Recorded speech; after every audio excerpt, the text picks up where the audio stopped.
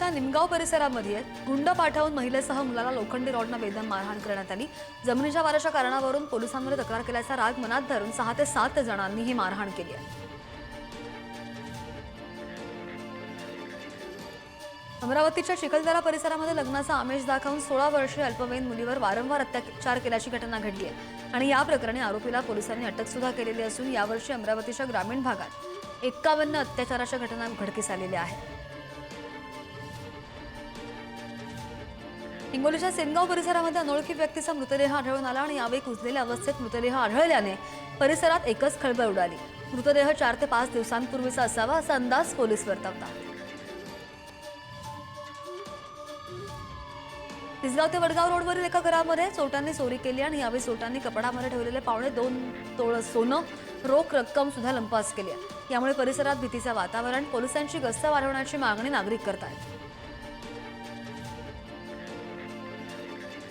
नागपूरमध्ये चाकू घेऊन फिरत नागरिकांना धाक दाखवणाऱ्या गुंडाला पोलिसांनी अटक केली। अजनी पोलिसांनी ही कारवाई केलेली असून आरोपीकडून चाकू जप्त करण्यात आलाय। पोलिसांचं पथक गस्तीवर असताना आरोपी गुंड हातात चाकू घेऊन धुमाकूळ घालत असल्याची माहिती पोलिसांना मिळालेली होती। नागपूरच्या जरीपटका पोलिसांनी एमडी ड्रगची विक्री करणाऱ्या 2 आरोपींना अटक केली आणि बाहेरून एमडी आणून स्थानिक नागरिकांना पुरवठा केला जात होता। रात्री उशिरा जरीपटका मार्केटमध्ये 2 जण एमडी विकण्यासाठी येत असल्याची गुप्त माहिती पोलिसांना मिळाली आणि त्यानुसार सापळा रचत पोलिसांनी ही कारवाई केली।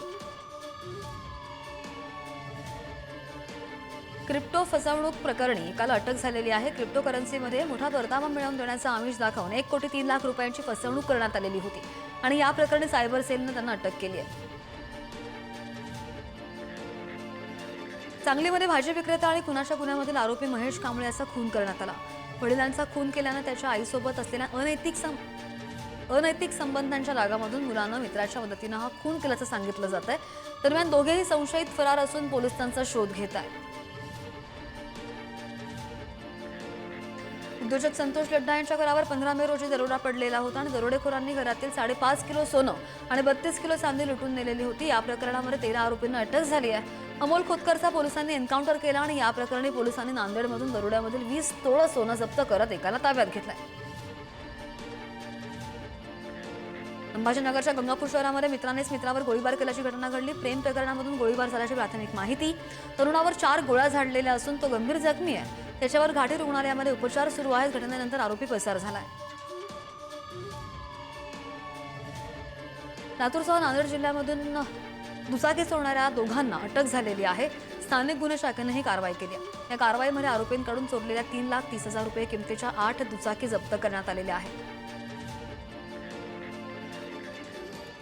धुळ्याच्या फत्तेपूरमध्ये बनावट देशी दारूचा कारखाना उत्पादन शुल्क विभागाने उद्ध्वस्त केलाय। कारवाईमध्ये कारखाना चालवणाऱ्याला अटक झालेली असून इतर आरोपींचा शोध सुरू आहे। पोलिसांनी 7,500 बनावट देशी दारूच्या बाटल्यांसह एकूण 7,43,000 रुपयांचा मुद्देमाल जप्त केलाय। बीडच्या अंबेजोगाई तालुक्यामधील गीता या गावामधील शुभांगी संतोष शिंदे या विवाहिताने गळफास घेत आत्महत्या केली आहे। सासरच्या मंडळींनी छळ केल्याचा आरोप आता बाहेरच्या लोकांनी केलेला असून यापूर्वी आपण 4 लाख रुपये दिले होते आणि यानंतर सुद्धा 2 लाख आण असं म्हणून त्यांचा छळ सुरू होता असा दावा नातेवाईक करतात।